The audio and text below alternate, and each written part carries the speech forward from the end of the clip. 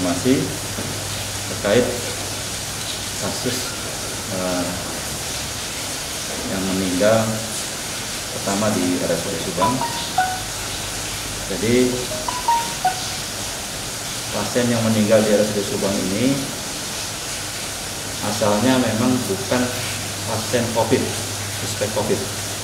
Jadi tidak kita rawat di ruang isolasi Alamanda, tapi dirawatnya di ruang isolasi khusus TBC Ruang Mawar. Karena apa? Pernyataan almarhum yang tidak pernah menyatakan keluar kota. Jadi kami tidak memasukkan itu ke Alamanda. Tetapi dalam dirawat selama 4 hari, hari keempat keadaan memburuk. Kemudian oleh dokter spesialis yang menangani ada kecurigaan ke arah COVID, maka dibawalah ke Alamanda. Malamnya meninggal. Kemudian kita lakukan pemeriksaan jenazah, kita kirim almarhum ini ke tempat istirahatan yang terakhir di daerah Kampung 500 Cisalak ya, Kasomalang. Nah, kasus yang kedua yang di Purwodadi yang tadi malam, ini kasusnya adalah ODP yang pernah berobat di RSUD Subang di bagian IGD, dan karena tidak ditemukan tanda-tanda fisik sesak napas yang mengganggu, maka pasien dipersilakan lagi pulang dengan kecurigaan ke arah TBC. Tapi mungkin dalam kenyataannya akhirnya yang bersangkutan meninggal di rumah, ya. Artinya di lokasi domisili. Nah, dari dua hal tersebut ada pelajaran yang sangat berharga yang kita petik. Pertama, kami mohon kepada semua pasien yang berobat ke RSUD, jujurlah, sampaikan yang sebenarnya, tidak usah menutup-nutupi, bahkan kami akan siap bantu. Tetapi kalau tidak jujur, resikonya adalah kena ke dokter dan perawat, seperti kasus yang pertama, yang harusnya bisa, kalau dia jujur, almarhum jujur, bisa langsung dibawa ke ruang isolasi Alamanda. Tetapi karena tidak jujur, dan ini mohon maaf, dalam arti tidak terbuka, akhirnya di ruang isolasi yang biasa.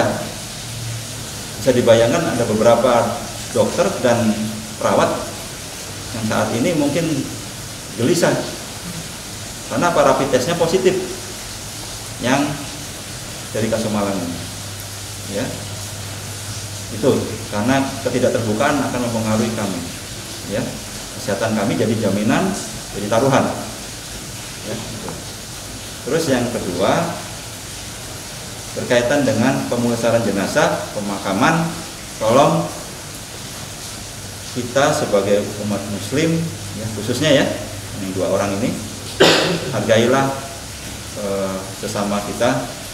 Ini fardu kifayah, ya, artinya kepentingan semua untuk memperlakukan jenazah dengan bermartabat, ya, jangan ditolak, ya, karena penolakan itu tidak ada logikanya. Terus yang berikutnya ke masyarakat, tetap jaga physical distancing atau social distancing. Kedua, pakai masker. Tidak melulu harus pakai masker bedah seperti yang kami pakai ini. Pakai masker kain pun boleh, ya. Asal disarankan dilapisi oleh tisu, ya. Kemudian tetap cuci tangan pakai sabun, jangan mengalir, ya.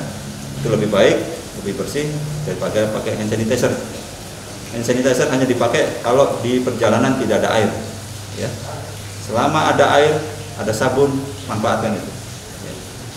Terus yang berikutnya, jangan lupa juga jaga kondisi kesehatan dengan makan makanan bergizi, olahraga, ya, dan selalu berpikir positif, ya, seperti itu. Dan terakhir, jangan lupa, semua ini adalah ada penyebab tunggalnya. Ya, kita kembalikan lagi sama Allah, ya. Berdoa pada Allah, mudah-mudahan penyakit ini akan diangkat secepatnya. Terima kasih. Mungkin dari organisasi masyarakat, termasuk ya perusahaan-perusahaan ya, dalam bentuk CSR-nya, agar kami juga dibantu, terutama untuk pengadaan APD ini. Ya, jangan beri kami uang, beri kami barang yang diperlukan, karena kami juga yang ada banyak susah. Di samping itu juga tadi yang katakan untuk ke depan, ya, kita juga tadi sudah katakan dengan tadi sebagai ketua tugas dan yang lainnya, hasil kesepakatan tadi, ya, terutama yang untuk pemulasaran jenazah. Ya, kita nanti ada tim yang sudah dibentuk dari berbagai sektor yang sekarang mungkin banyak di posko, ya, untuk terjun langsung. Ya, kalau seandainya ada masyarakat yang diduga ya, karena terkena COVID, karena selama ini kita orang pada takut, ya, termasuk yang paling miris yang kejadian di Wadadi. Kemudian lain juga kita siapkan logistik untuk pemulasaran jenazah ini. Ya, kalau dia meninggal di rumah sakit, kita akan siapkan plastik untuk membungkusnya, kemudian kain kafan, ya, termasuk juga kantong jenazah dan peti. Ya. Mudah-mudahan peti dalam 1-2 hari ini bisa tersedia, sehingga kalau nanti seandainya ada 1-2 hari ke depan yang meninggal dengan dugaan karena COVID, ya mereka lebih disempurnakan seperti ini. Walaupun yang kemarin yang sudah kita lakukan juga sudah maksimal. Termasuk juga nanti di khusus tugas yang ada sekarang di kabupaten, ya, juga tadi mereka ada semacam tim yang akan datang kalau itu mungkin kejadiannya di luar rumah sakit, ya. Nah, mereka akan siaga 24 jam, ya, begitu ada mendengar barangkali orang meninggal dengan tidak terjadi. Insya Allah kita akan muncul ke lokasi, tim itu sudah ada petugas tugas masing-masing dengan membawa peralatan untuk pemulasaran jenazahnya, ya, termasuk persiapan untuk di lapangan. Ya, kalau saya kerja di malam, ya, kita siapkan genset, lampu, ya, mereka berbagi tugas. Termasuk juga nanti akan membawa orang di tim ini yang ahli agama lah. Nah, MUI pun datang ke situ, ya, dia langsung yang akan melakukan prosesi pemakaman. Karena kami khawatir, ya, di masyarakat apalagi malam pada nggak mau, pada takut, ya. Mudah-mudahan sekarang ke depan bisa diantisipasi, ya. Ini yang tadi juga kita bahas di tugas, ya. Nah, mudah-mudahan dengan semakin tertatanya tugas masing-masing bidang, ya, yang ada di tugas, penanganan yang sifatnya tadi kejadian beberapa waktu yang agak terlengkap, mungkin ke depan bisa lebih baik.